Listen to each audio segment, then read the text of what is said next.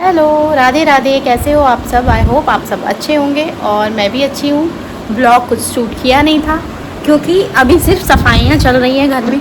तो एक बार घर अच्छे से सेट हो जाता है फिर मैं आपको दिखाती हूँ कि घर कैसा लग रहा है। अभी मैं क्या दिखाऊँ, मुझे समझ में नहीं आया, क्योंकि जब घर फैलता है ना तो बड़ा गंदा लगता है। सच में घर समेटा हुआ ही अच्छा लगता है। और अभी भी मैं अगर कहूँ तो देखो कपड़े फैले हुए हैं।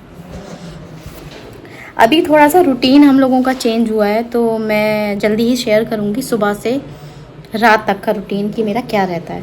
क्योंकि अब हम 6:15 बजे उठ जाते हैं, उसके बाद रेडी होते हैं, फिर जाते हैं स्टेडियम, क्योंकि अरुण तो जा रहे थे रनिंग के लिए। फिर प्रखर ने जाना स्टार्ट करा अरुण के साथ। तो अरुण ने मुझसे बोला कि तुम अपने लिए ना सही लेकिन प्रखर के लिए चलो, तुम्हें बहुत अच्छा लगेगा जिस हिसाब से वो एक्टिव रहता है, रनिंग करता है। तो मैंने बोला कि तुम जाते तो? बोले नहीं तुम भी चलो साथ में, तुम टहल लेना उतने टाइम। तो मैं जब अरुण की प्रखर की एक्टिविटी देखती हूँ ना तो सच में मुझे लगता है कि कुछ चीज़ें बच्चों के लिए कर लेनी चाहिए, है ना। तो प्रखर अपना रनिंग करते हैं अपने पापा के साथ और मैं वॉक कर लेती हूँ, मेरा ये रहता है। और एक सेकेंड फैन बंद करती हूँ। मैं वॉक कर लेती हूँ, रनिंग अरुण और प्रखर कर लेते हैं। उसके बाद हम एक्सरसाइज कर लेते हैं, एब्स की एक्सरसाइज कर लेते हैं। उसके बाद फोन ऐसे सेट करती हूँ, कपड़े ना दिखें, गंदा लग रहा है। तो बस फिर वहाँ पे छोटे छोटे डॉग्स दिख जाते हैं। मेरा मन तो सच बताऊँ तो प्रखर की वजह से तो किया ही, और मैं वहाँ 5 से 7 मिनट उन लोगों के साथ उनको खिला देती हूँ, कुछ भी ले जाती हूँ, उनको खिला देती हूँ। और वहाँ जो चौकीदार भैया बैठते हैं उन्होंने मुझे बताया था कि मैम यहाँ पे बहुत बड़े बड़े लोग आते हैं और ज़मीन पे बैठ के उन लोगों को फीड कराते हैं। वो खुद बोले मुझसे कि मुझे बहुत अच्छा लगा। बोले कोई ट्रीटमेंट हो कुछ भी हो सब कराते हैं। तो यार जिन लोगों के पास पैसा है ना, हम कहते हैं कि उसके पास इतना पैसा है, उसके पास इतना पैसा है, इतना सब कुछ है। तो इतना सब कुछ होने के पीछे उनकी मेहनत पहली बात, दूसरी बात दुआएं कितनी होती होंगी। और इन लोगों की दुआएं तो लगती है, मैं हर बार ये कहती हूँ और मुझे नहीं लगता कि लोगों को लगता होगा कि मैं बात रिपीट करती हूँ। अगर आपको लगता है ऐसा, आप अपने हिसाब से ठीक हो। हाँ मैं बात रिपीट करती हूँ, लेकिन मैं जो है मुझे ये लगता है कि जब जो बात मन में आए वो बोल देनी चाहिए, तो मैं तो बोल देती हूँ। तो थोड़ा टाइम हम उनके साथ स्पेंड करते हैं और फिर घर आते हैं। तो उसके बाद क्या क्या करते हैं वो मैं आपसे शेयर करूँगी। मेरा पूरा दिन बिजी निकल जाता है और अभी सफाइयाँ हैं तो ये सब चीज़ें, एक बार घर अच्छे से सेट हो जाएगा फिर मैं आपको दिखाऊंगी कि मतलब कैसा लग रहा है। तो बस यही है कि अपने जीवन में कुछ चीज़ें कर लेनी चाहिए यार। टेंशन लेने से कुछ होता नहीं है, बट टेंशन होती है, बात ठीक है, लेकिन ठीक है खुद को बिजी रखना चाहिए। और हाँ लोग बोलते हैं कि आप अब ब्लॉग नहीं डाल रही हो ये सब, तो वो तो मैंने रीज़न बताया ही था कि एक दिन के गैप के बाद आएगा मेरा ब्लॉग। लेकिन मतलब एक फैमिली होती है ना कि एक सामने, मुझे ऐसा लगता है कि सामने कोई है और मेरे मन में किसी बात को लेके गुस्सा है, किसी बात को लेके भड़ास है, या मुझे अपने मन की बात शेयर करनी है, तो सबसे अच्छा है मैं रिकॉर्ड कर लेती हूँ, डाल देती हूँ, मुझे अच्छा लगता है। क्योंकि ना आज के टाइम में अगर आप यहाँ से स्वस्थ हो ना तो आपके पास सब कुछ है। हर जगह पैसा पैसा पैसा नहीं, पैसा ज़रूरी है, होना चाहिए आपके पास कि आपकी सारी ज़रूरतें कंप्लीट होती रहें, है ना। लेकिन पैसा एक ऐसी चीज़ है, आप जितना भी कमा लोगे आपको कम लगेगा, आपको ये लगेगा कि कम है। तो बैलेंस में चीज़ें रहें कि आपके पास सारी चीज़ें हों, धीरे धीरे हो या कम हो ज़्यादा हो, वो चीज़ इतना मायने नहीं रखती।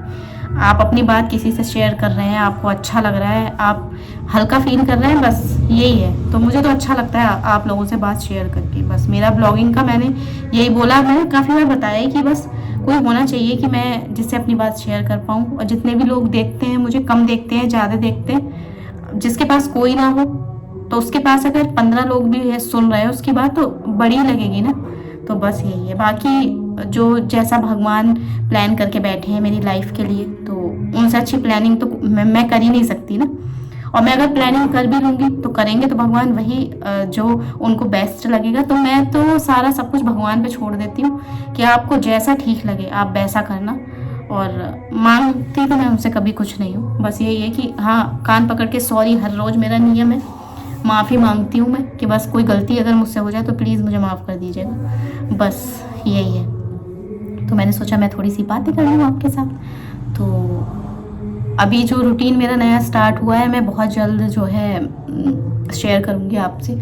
और कल है अहोई अष्टमी, तो उसकी भी तैयारी करनी है। तैयारी इन द सेंस कि वो मोती लेके आने हैं जो माला में डाले जाते हैं, और पूजा का कुछ सामान है जो लेके आना है, वो मैं लेके आऊँगी।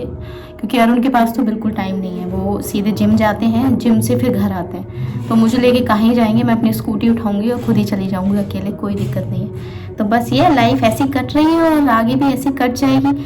हर कंडीशन में खुद को पॉजिटिव रखना चाहिए।